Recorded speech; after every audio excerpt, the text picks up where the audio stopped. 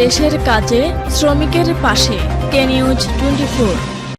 31 মে বিশ্ব তামাক মুক্ত দিবস 2024 উপলক্ষে সংবাদ সম্মেলন করেছে মাদকদ্রব্য ও নেশা নিরোধ সংস্থা।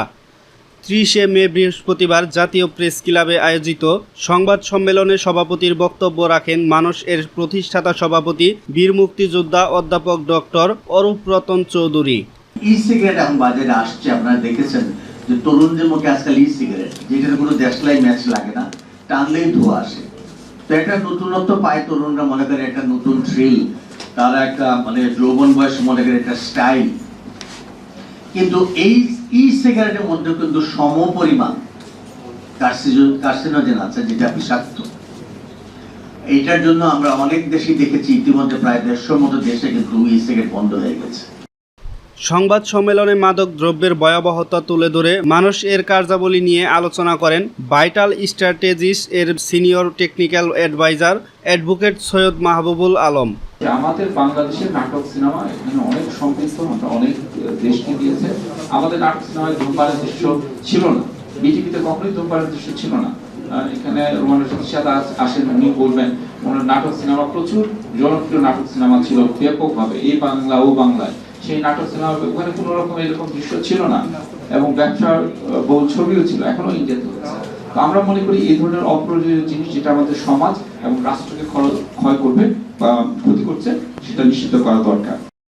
এছাড়া সম্মানিত অতিথি হিসেবে উপস্থিত থেকে বক্তব্য রাখেন জনপ্রিয় অভিনেত্রী রুমানা রশিদ ঈশিতা এবং জাতীয় প্রেস ক্লাবের সাধারণ সম্পাদক শ্যামল দত্ত সহ আরও অনেকেই।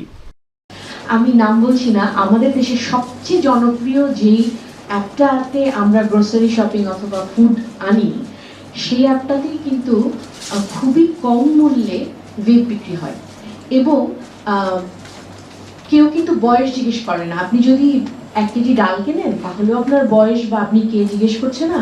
আপনি যদি 10টা ভেপ কেনেন, তখনও কিন্তু জিজ্ঞেস করছে না আপনি কে। এবং গতকাল প্রেস কাউন্সিল বোর্ডের কাগজের যে 33 বছরের প্রকাশনা, অর্থাৎ 1992 সালের 15 মেতে আমাদেরকে বাংলাদেশের শ্রেষ্ঠ প্রাতিষ্ঠানিক দৈনিক হিসাবে পুরস্কৃত করেছে। তার মধ্যে এটা একটি কারণ যে আমরা নীতিগত প্রশ্নে কখনো আপোষ করি না। আমরা জানেন যে বাংলাদেশটা অনেক মানুষের রক্তের উপর দিয়ে তৈরি হওয়া একটি দেশ। 30 লক্ষ মানুষ মৃত্যুবরণ করেছে। বাংলাদেশের যে কোনো জায়গায় গিয়ে যদি এক মুঠো হাতে মাছ নেন, তাহলে দেখবেন সেখানে শহীদের রক্ত লেগে আছে।